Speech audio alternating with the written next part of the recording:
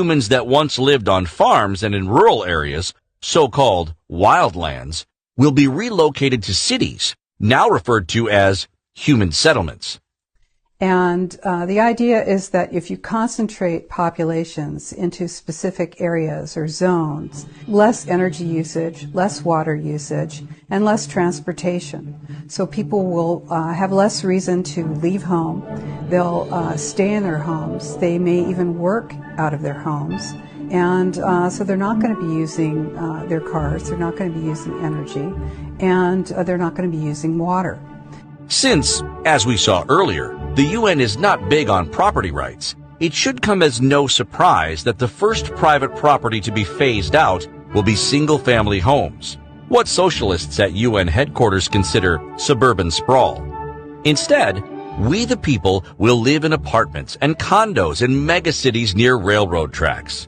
Our super-tall dwelling units will all be built to UN-specified building codes authorized by ICLEI, COGS, the ADA, and a myriad of NGOs and other friends of sustainable development.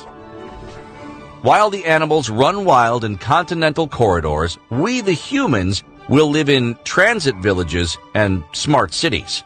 Smart growth, or new urbanism, is that ideology that says that you shouldn't have more space than you actually need. So if you're a couple of people living in a 3-bedroom house, well, you don't need that extra space. So why do you have it? There's a clear, concerted effort to make it really just about as miserable as possible to exist and use your own private transportation, own your own home.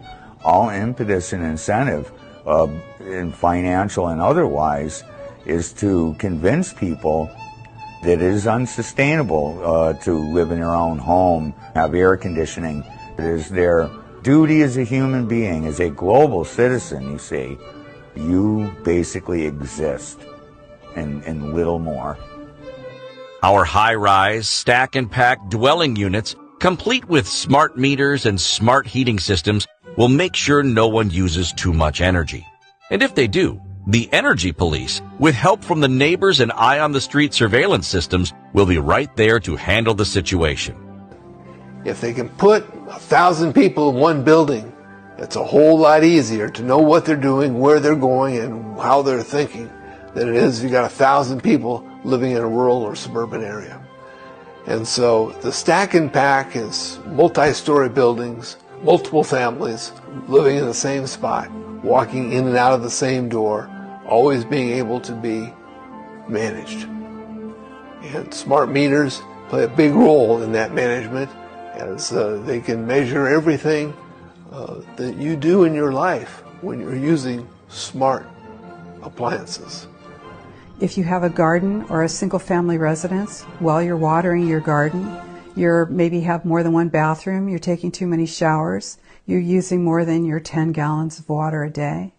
And this is unsustainable. So you need to be removed from your single-family residence.